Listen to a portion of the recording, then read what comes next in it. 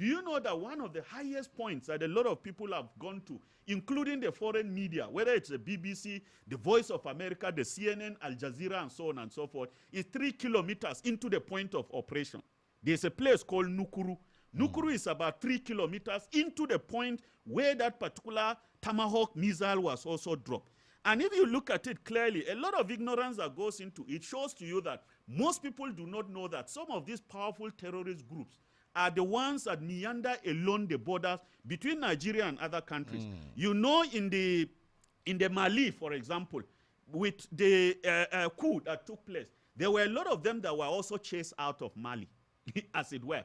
And then in Niger again, you remember that on 27th of December 2024, most newspapers published what the current junta president or head of state in Niger said in an interview, where he was quoted as saying that, look, there is a village called Gaba or a forest called Gaba in that particular area where the foreigners, he mentioned French government, for example, that launched a camp in that particular area, and he said that the Nigerian government was aware. But just to say that it was a fake news, quote and unquote, Nigerian government responded and said, in fact, there is no such place like that in that particular area in the true sense of the word. But the takeaway on December 27, 2024, which I won at the time when I had the opportunity to do so at the national discussion, was the fact that we should not downplay that. It is possible that the Nigerians have seen something along that axis. The earlier we started curbing that particular incident, the better for us. So Sokoto around the Ilela axis, for example, and many other local governments, Tangaza, for instance, where it became a site for this bomb, had this number of people who are into this terrorism. Do you know, as a coded operation, as we're talking now, there are no figures to show to anybody that this is the number of people that have been killed. Because again, the media will also tell you that there are restrictions. I've seen military moving into that particular place in the true sense of the word, but most of the media houses have stopped around 3 kilometers. That's around Nukuru. They're not allowed to go there because a very dangerous zone. It's an operation that is also ongoing in the true sense of the word. And if you remember my analogy initially, I said no matter what you do in dealing with the mosquito inside the house and you don't deal with the border or the door, then you are wasting your time. And I believe that this is a beginning of it. You must be able to tame them from that particular axis before you can move to other places. We've seen the Jamaat Alus Wal Jihad, Boko Haram, operating in the northeast. And a lot of people have said, why did you not go there?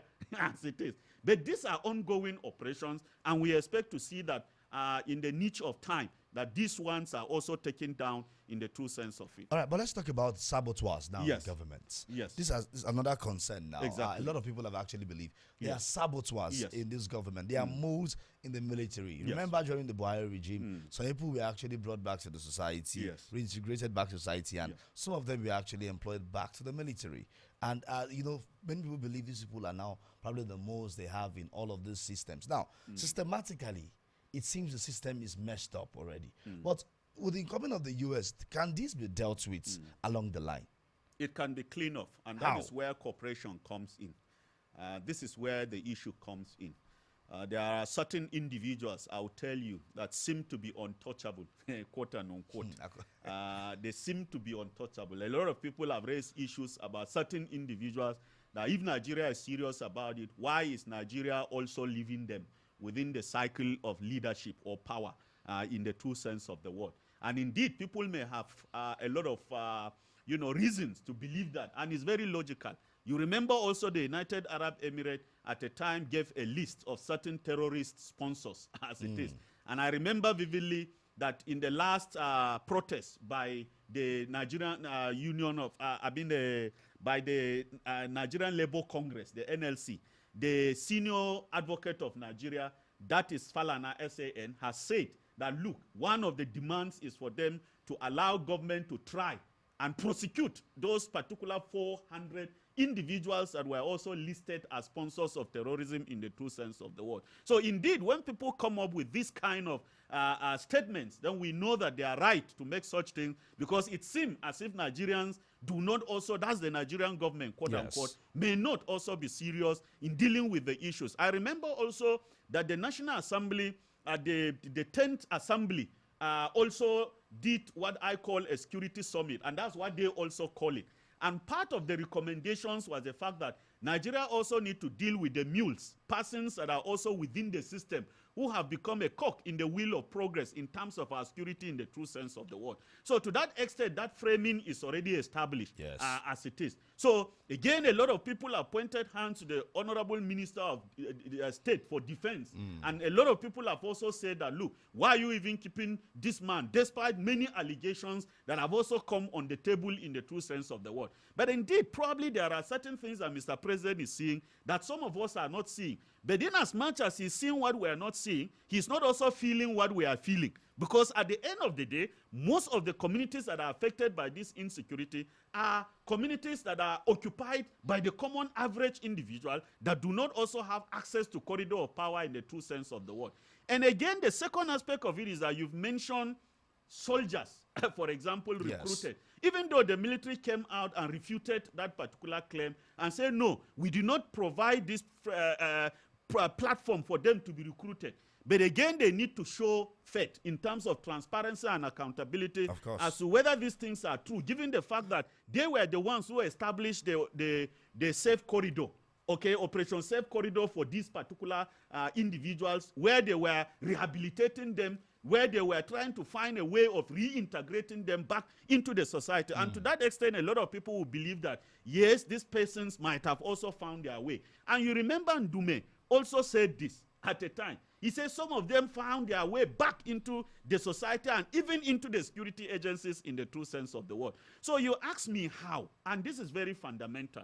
I think that charity must begin at home. True. There must be a clean-off. We don't expect Trump to come and do the clean-off in our military or in our police or in our Nigerian security and civil defense or even in our Nigerian drug law enforcement agency and any other paramilitary, even if it is custom, whether it is immigration, whether it is Navy, whether it is the armed forces, we don't expect him to do that. It is our responsibility to do a cleanup if we are serious with this war against these insurgents in the true sense of the word. Underline my phrase. If we are serious with it, then we must be able to see in-house cleaning first.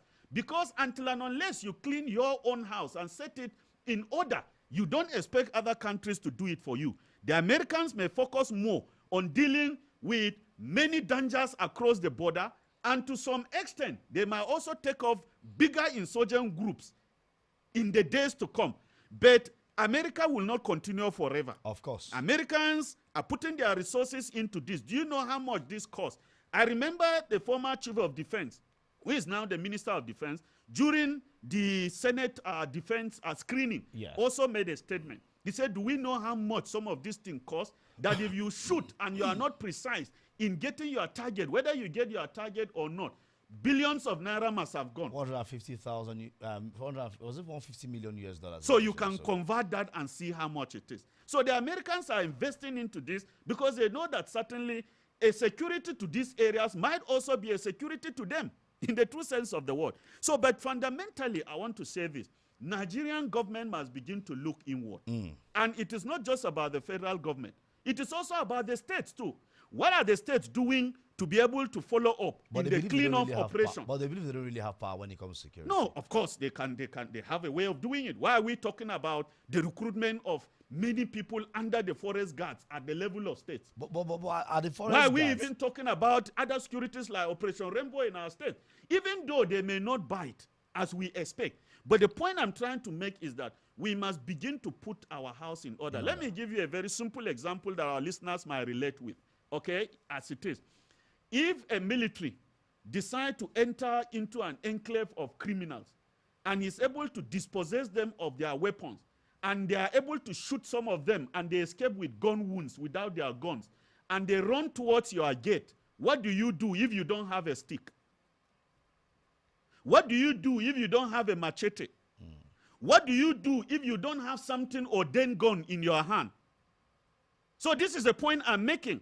While the government at the national level and international level might also be crippling these guys, you know there are elements that will escape into the society. True. So what effort are the states putting in order to ensure that they finish the work at the end of the day?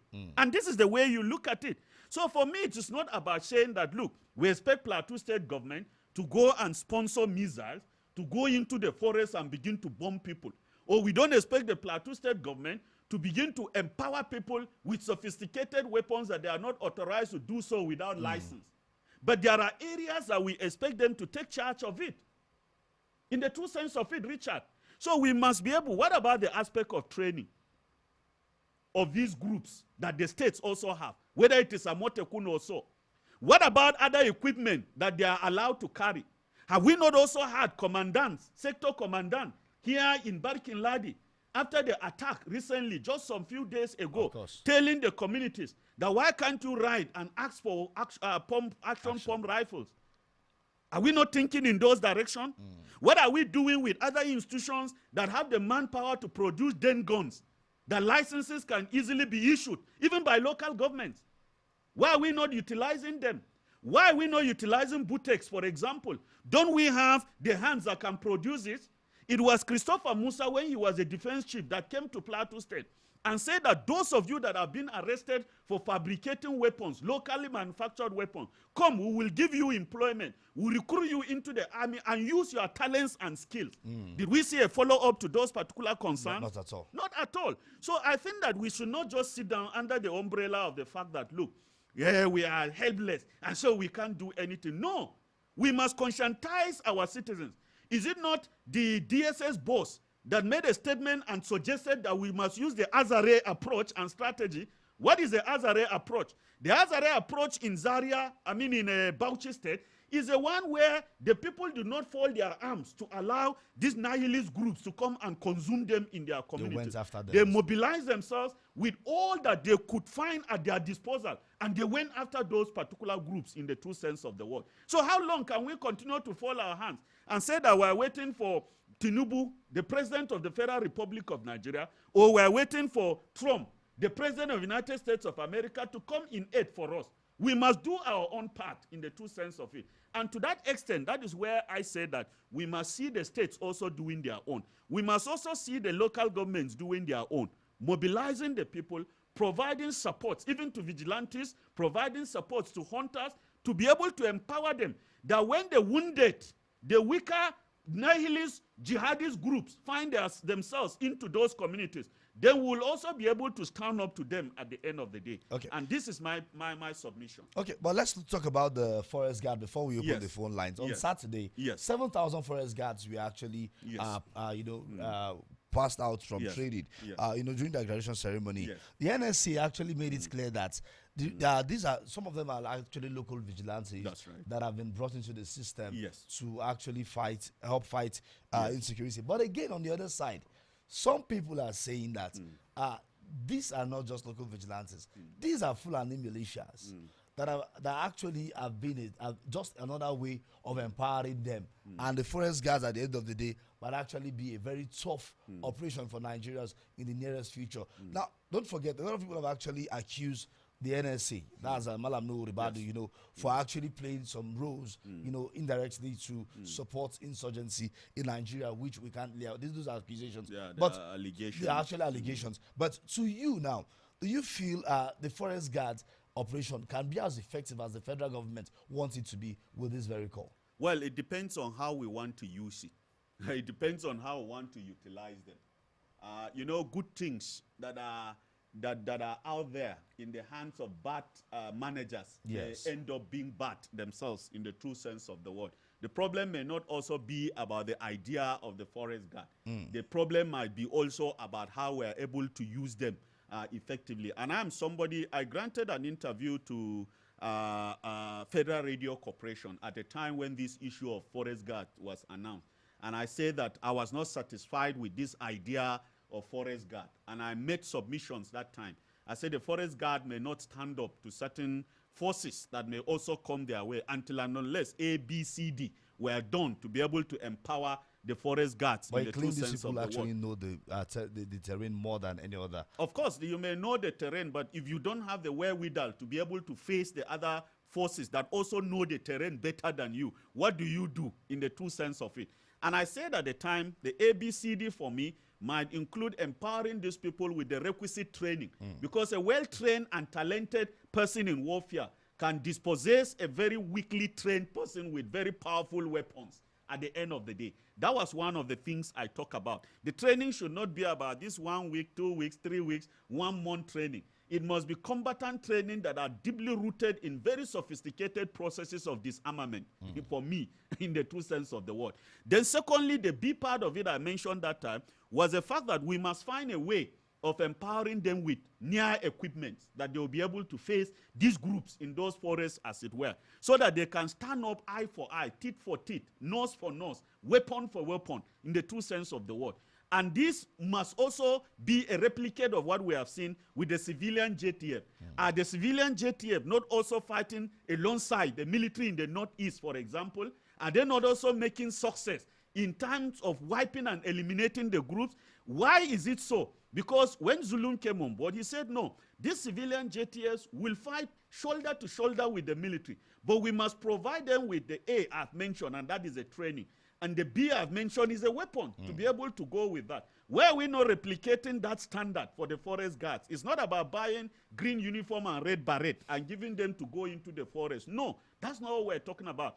The C part of it, that is number 3 that I mentioned that time, is that we must ensure that there's an eye in terms of monitoring and evaluation of the operations of these guys, so that we don't end up empowering people that will, at the end of the day, out of poor motivation, find themselves dwindling to the other side of the enemy, in the true sense of it. So for me, yes, forest guard is good. No, forest guard is bad. It is bad until and unless we do the things I mentioned. Yes, it is good when we have done the things that I've mentioned as far as some of these issues are concerned. So that again, we don't also put our sons and daughters out there into the forest, and they are there like hunters who may not even be able to catch the game at the end of the day. And I think that fundamentally these are the things to look out for. Well, very interesting to know. We'll surely get back to this conversation. And you know, for example, Richard, there have been other graduations that we've seen. Yes. And the newspapers have reported in Adamawa, for example, in Yobe. You mentioned quite a number of things. And those actually make it 7,000. Exactly. And I'm mentioning it for specifics so that people will know what we're talking about. We need more boots on ground,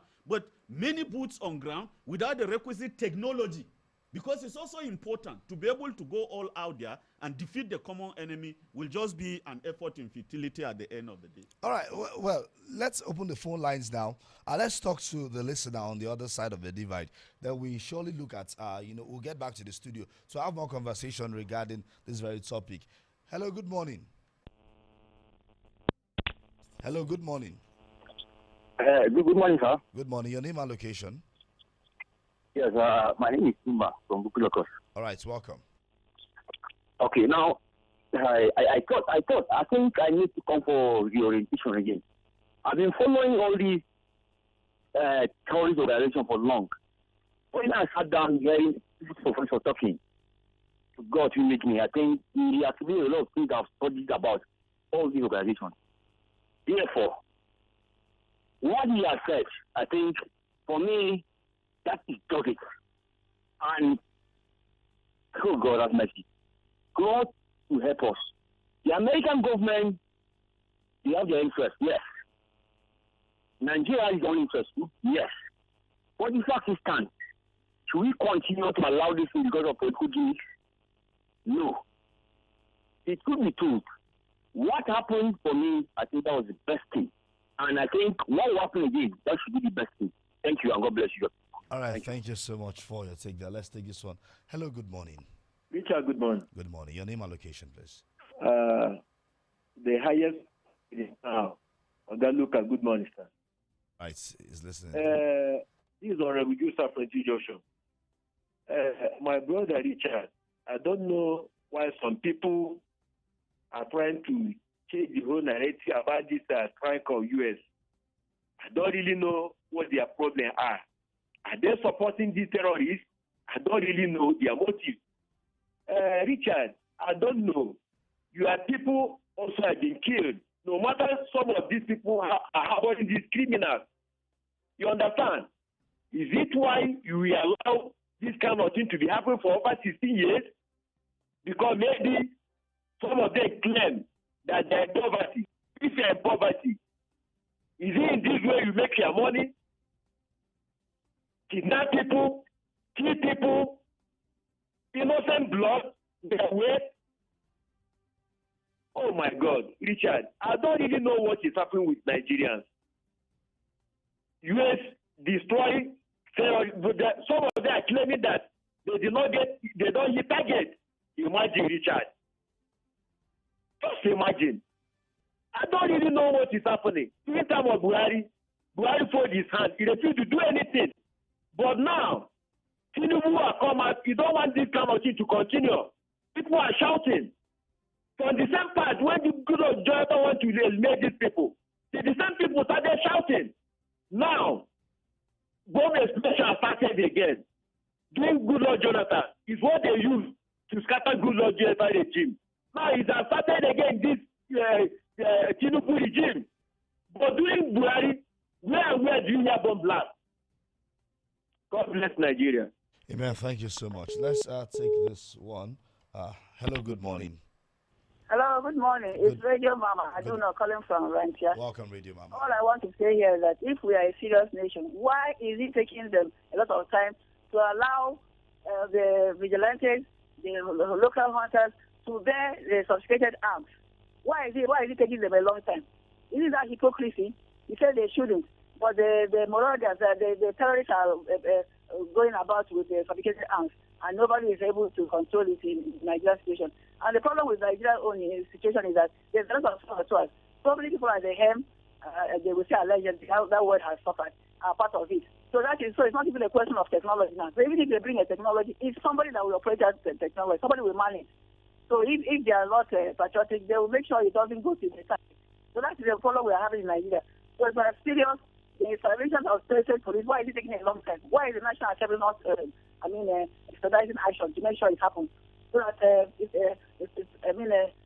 security will be tackled from the local government level. You know, that is the problem. So when these people that come, they come because they know that there's no front line of action. That is in the villages. It has gone beyond making calls. The calls you are making, you are issuing network or network. So when you have a lot of looms, that's what makes them suffering. When we're talking about this is Zaria or that area, whatever you're talking about, that thing, if you go into it, you know that they had other arms. Sometimes they cover up. They won't say how it happened. People did not go and confront anybody with sticks. All the celebrities on Nigeria, Thank you so much, Radio Mama. Right, we'll go on a break. When we return, we'll continue with the phone calls. Then take some comments on social media. We'll surely get back to the studio too. Please don't go anywhere. Let's pay some bills.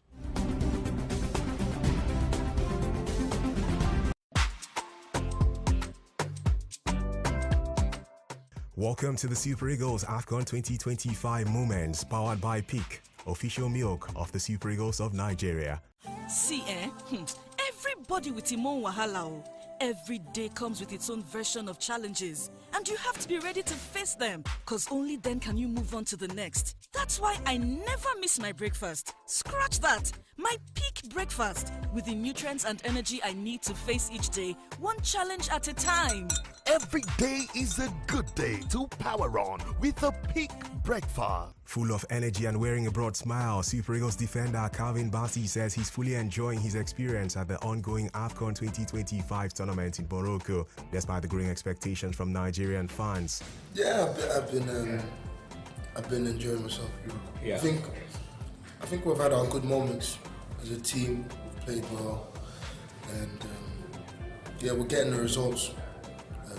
So yeah, with the grace of God, we keep winning. Football without the fans won't be the same. I just feel like it gives us extra fire and a boost, to just go out there when you hear them roar, when you hear them make noise. It's nice, especially when it's for you. When it's against you, it's not too nice, but when it's for you, it's nice. So. The 25-year-old born in Italy is a versatile member of the Super Eagles squad. And on this morning's Peak Breakfast Bites, the Confederation of African Football (CAF) says the newly unveiled Man of the Match trophy at the Total Energies AFCON Morocco 2025 reflects Africa's unity, diversity and evolving football identity. Introduced from the opening match on the 21st of December, the redesigned award features 24 radiant beams, each representing one of the 24 participating nations. That's your update from the 2025 Africa Cup of Nations in Morocco, brought to you by Peak, official milk of the Super Eagles, and produced by Hot Sports. Peak. Reach for your peak. All right, many thanks for staying tuned to that very one. And of course, we continue. More calls coming on. Let's take this one. Hello, good morning. I think we lost that one, but you can bring your calls. Your calls should keep coming in. See 0905 566 6699 0812187 7777. Hello, good morning. Hello, Mr. Richard. Yeah, good morning. Your name and location, please. Yeah, it's Israel. I'm calling you from Shaka. Israel, please talk to us. Yes, Mr. Richard, you see, if the federal government is sincere in fighting insurgency, the communities, the group communities must be strengthened with arms that match those of the assailants. Because there's no way, even the military cannot operate well if their arms do not match those of those attackers. That is just the truth. This issue wouldn't have gotten this to us if the vigilantes in those villages, before now, 5 years, 10 years before now, we had vigilantes in villages. But those vigilantes were restricted from using arms that can help them even achieve results, arms that will even give them a chance to fight those terrorists. You hear most times that these guys in charge of defense will come and tell you that you should defend yourself.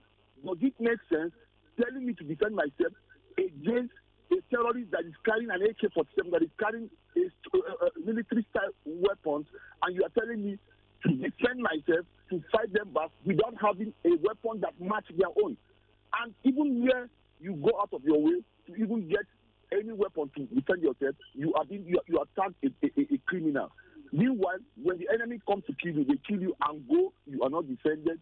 They are not restricted. But when you attempt to defend yourself, you are termed a criminal. There are instances where even villages, the arms were raided from villages, and the next day they were attacked by terrorists. So the federal government needs to come out openly. If you are doing forest guard, you cannot send somebody's children to go and be taking unnecessary risks. Even the military that goes with well armed, they are well trained, they have opportunities, they have pensions, they have arrangements in case anything happens. When you are sending people that they are forest guards without a weapons that will even help them achieve results, all that the benefit that the military guys get, they ought to get it too, for it to be effective. That is not the truth. If you are sending anybody to go and fight off terrorists, they must also be compensated. If not, the military should do their job. If they cannot do it, anybody that is stepping in to do it for them must also be compensated and ensure that all that needs to be taken care of in case something happens in the battlefield is taken care of. That is the easiest way to stop this. Every community needs to be armed so that when the enemy, when the terrorist goes to attack people, he knows that he himself is taking a risk.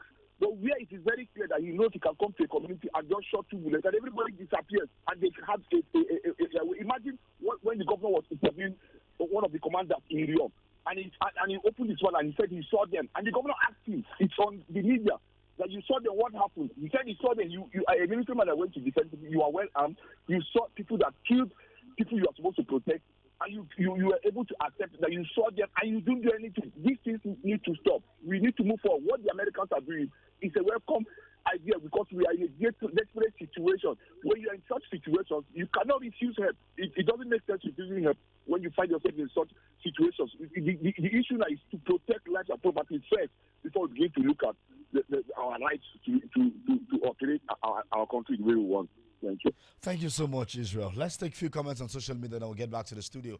I have Felkuka Factors go on that said it's a recommended effort by the governments of Nigeria and that of the U.S. for the collaboration. All those castigating their efforts should be investigated. Good morning. Good morning to you, Felkuka.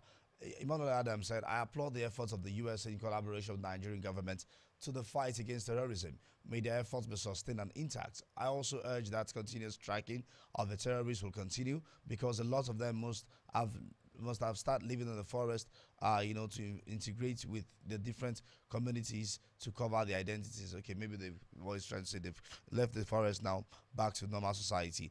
Ikuri Emmanuel saying, so far so good. It's now that I believe Tinubu is ready to fight the insurgency in Nigeria, collaborating with countries who are willing to help. Suleiman Jibril, who is also here, saying, I'm watching you live from Magama, Guma, to local government area about still. Thank you so much, Suleiman. Please, I want this opportunity to say kudos to the People's Prof. He has spoken very, very well. May Almighty Allah continue to be with him, guide and protect him from all his enemies, known and unknown, from Suleiman Magama. All right, Chief Wang Suleiman saying the airstrikes against terrorist bandits is welcome, but what is the government doing about the listed sponsors? And any group or individual that's calling for negotiation with these terrorists should also be arrested and investigated. We see Manuel Adams, the efforts of the United States and Nigerian government deserves an applause, but I urge the government not to relent in the fight against terrorism, because a lot of the terrorists must have by now start living. Okay, I think I took this earlier. Ambassador Joachim saying we welcome such collaborative moves as long as it's geared towards ending insurgency in Nigeria. However, we need more of local solutions to this fight, like your guests have rightly stated. Well, I think this will be the last. Ayodele Agbabiaka say, I'm so pleased for your guest clarity on what happened last week in Sokoto. The U.S. military should continue the good work to curb insecurity in Nigeria. Right, let me get back to the studio. We have less than 2 minutes. Sir, let me get your final take and, of course, your word of advice to the government, be it state, local, or federal, at every level, what they need to do to make sure they help this very fight and end insecurity in their localities. I think the good part of it is that the Americans do not care about your noise making. They are concerned with action. You can talk from pillar to pillar as far as they are out to do their work. But what are the lessons, Richard Badu? Did you hear the Americans announcing the operation before they launch it? Not at all. Did you hear that? No. Did you hear the Americans taking drums and dancing Owambe and going into the forest to go and hunt? No. Did you hear that? Not at all. Number two, did you also hear the Americans telling you, for example, that, look, we've killed 1, 2, 3, A, B, C, D in those areas. They are concerned about wiping them completely. Your noise cannot stop them from doing those things that they are doing already. But what we're saying is that Nigerians must also learn lessons. And I want to submit like this. In 2026, let the empowerment of every government, whether it is local government, state government, federal government, councillors, members of House of Assembly, House of Reps, senators, have an element of security empowerment. Did you hear what I said? Very well. Let the empowerment have some element of security empowerment, because we have joked a lot. We have played a lot over time.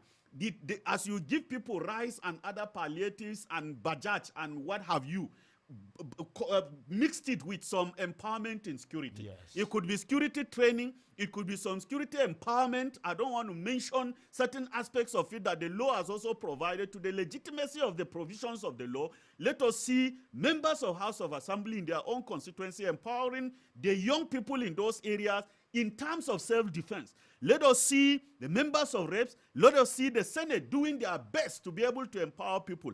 And I'm not saying that they must ensure that they carry illegal arms and give people in the true sense of the word. But there are procedures. Even if we need to get licensing for certain arms, they need to do it. Right. This is the empowerment that we want to see going into 2026 in the true sense of the word. Right. And then we'll have a mix of safety and a mix of social justice at the end of the day. All right, thank you so much for your time. It's actually been a swell conversation. I think you've been able to break down this and, of course, give a better clarification to all of the issues. Yeah. I will surely look at what happens going forward when it comes to security in Nigeria. Once again, thank you so much. We've been with the People's Professor, talking about Mr. Luka Pampe, and, of course, he's a fellow, Institute of Security and Forensic Studies Nigeria, and that's ISF, and also a fellow Institute of Public Policy and Diplomacy in Nigeria. So we'll come your way again some other time. Stay tuned for the news by 10 o'clock. My name is Richard Badung saying, have a pleasant day with us on J101.9 FM.